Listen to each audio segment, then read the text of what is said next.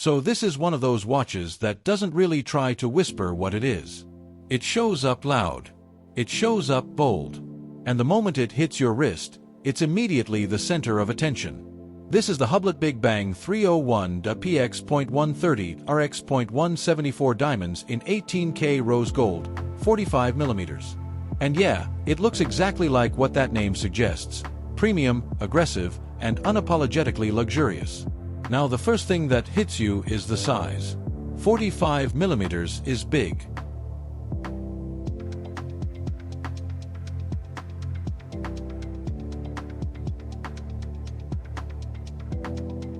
Not slightly oversized, but genuinely dominant on the wrist. This is not a watch trying to blend in with your outfit. It's designed to be seen before anything else. Then you move to the materials, and that's where things get even more intense. 18K rose gold immediately gives it that warm, rich glow that separates it from standard stainless steel luxury watches. Add diamond detailing, and suddenly this is no longer just a timepiece. It sits right in that space between jewelry and horology. But what's interesting is how it's all put together. Because on paper, rose gold, diamonds, and a large case size sounds like too much. Almost like it should feel over-designed. But in reality, Hublot manages to make it feel controlled rather than chaotic. That's really where their design language shows up. Hublot doesn't follow traditional Swiss watch design rules. Instead, they lean into a modern, almost industrial aesthetic. You get sharp case lines, exposed structural screws, layered dial depth, and a mix of textures that create visual complexity without becoming unreadable. It's not trying to be classic. It's not trying to be minimal. It's trying to feel engineered. And that's exactly what the Big Bang identity is built around. On wrist, the experience matches the visuals. You feel the weight of the gold case immediately. There's presence, there's substance, and there's no forgetting you're wearing it. But surprisingly, it doesn't feel unwearable. The rubber strap plays a big role here. It softens the experience, distributes the weight better than you'd expect, and makes something this heavy and expensive actually practical for extended wear. Still, this is not an everyday watch for most people. This is not the kind of piece you throw on without thinking.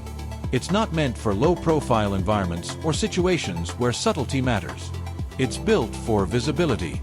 And that leads to the bigger conversation. What exactly are you paying for here? Because once you step into this level of luxury, the value equation changes completely.